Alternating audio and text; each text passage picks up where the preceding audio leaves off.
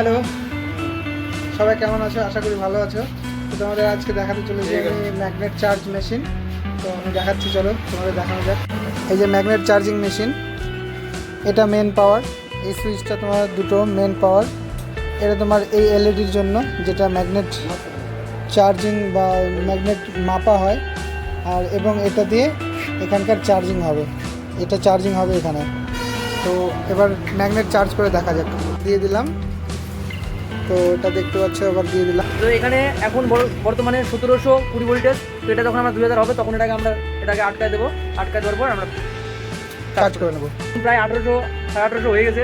আর কিছু সময় পরে শুরু হয়ে যাবে ম্যাগনেট চার্জ। 1950 আমরা বন্ধ করে দেবো, ঢুকাই দিলাম। আর চালু শুরু আরম্ভ।